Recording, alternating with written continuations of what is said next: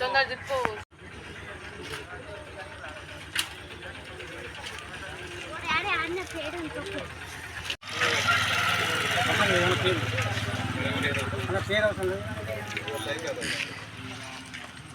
పేరు అవసరం చెప్పండి.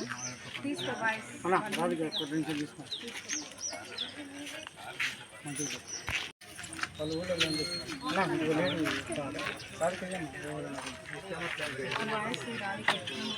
రాట్లేదా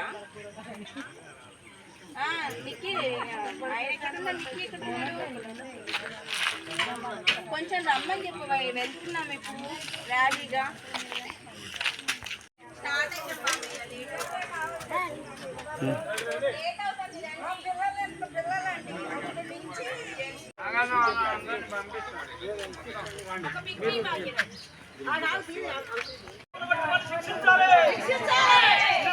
పూరి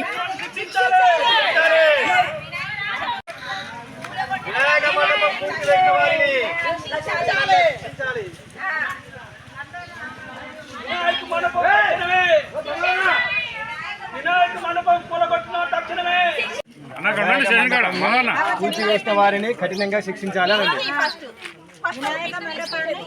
వినాయక మండపంని కూల్చివేసిన వారిని కఠినంగా శిక్షించాలి.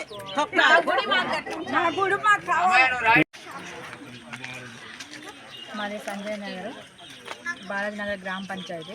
గత 40 years నుంచి మేము మా చిన్నతనం నుంచి కూడా మేము వినాయకుడి గుడి ఇక్కడ నిర్మించుకొని వినాయకుడిని ప్రతి ఇయర్ పెట్టుకుంటున్నాము గత 40 సంవత్సరాల నుంచి.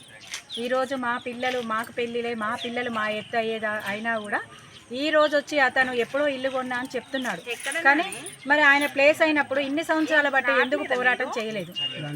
40 సంవత్సరాల నుంచి మేము పెడుతున్నప్పుడు ఒక్కరోజు కూడా అడగని అతను ఈ రోజు మేము షెడ్ వేసుకోగానే వచ్చి నా స్థలం మీరు ఎందుకు షెడ్ ఎందుకు వేస్తున్నారు, అదెందుకు వేస్తున్నారు, కూలగొడతా చేస్తా అని మమ్మల్ని బేరేయడం జరిగింది. మేము 4 సార్లు దాకా కూడా మేము ఆయనతో మాట్లాడినాం, చేసినాం. మీకు ఏమైనా కావాలంటే కూడా చూస్తామండి, ఇది గుడి కోసం మేము కట్టించామని కూడా అన్నాం. కానీ అతను ఆయన పట్టించుకోలేదు. ఈరోజు వచ్చి ఎవరు లేని టైంలో చూసి 3:20 నిమిషాలకు వచ్చి గుడి కూలగొట్టడం జరిగింది. కాబట్టి దానికి తగిన చర్య మీరు తీసుకోవాలని మేము గుడి కోసం పోరాటం చేస్తామని కోరుతున్నాం. అది బాలాజీ నగర్ గ్రామ పంచాయతీ, సంజయ్ నగర్.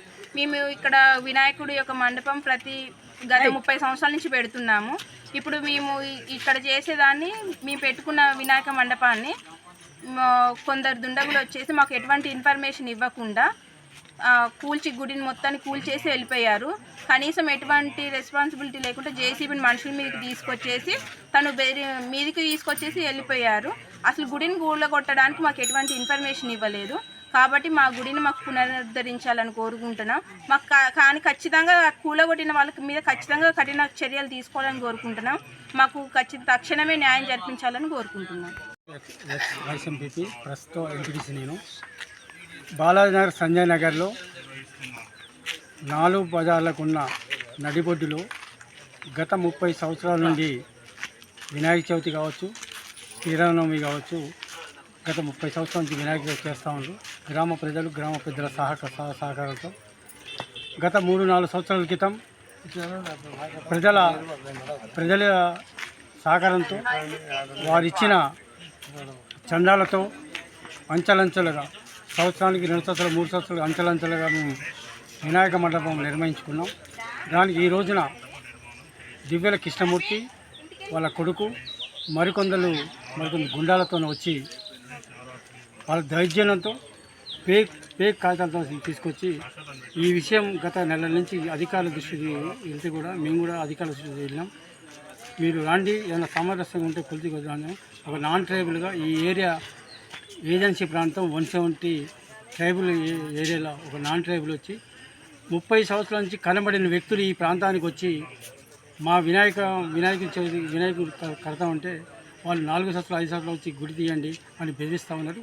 దానికి 170 యాక్ట్లో నాన్ ట్రైబుల్కి అర్హత లేదని చెప్పి మేము మీ అందరికీ విజ్ఞప్తి చేసుకుంటూ అకస్మాత్తుగా ఈరోజు మధ్యాహ్నం ఎవరు లేని సమయంలో చూసి జేసీబీని పట్టుకొని కొంతమంది రౌడీ మూకలను పట్టుకొని వచ్చి దౌర్జన్యంగా వినాయక మండపాన్ని కూలగొట్టినందుకు మేము బాలాజీ ప్రజల తరపున ఒక ప్రజాపతి తరపున తీవ్రంగా ఖండిస్తాను.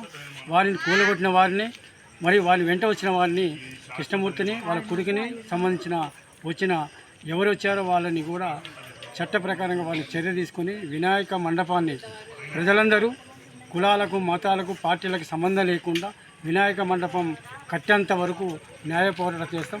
మాకందరూ ఈ వినాయక మండపం కట్టించేంత వరకు మాకు సహసాగరాలు అందించమని చెప్పి ప్రజలను నేను కోరుతా ఉన్నాం.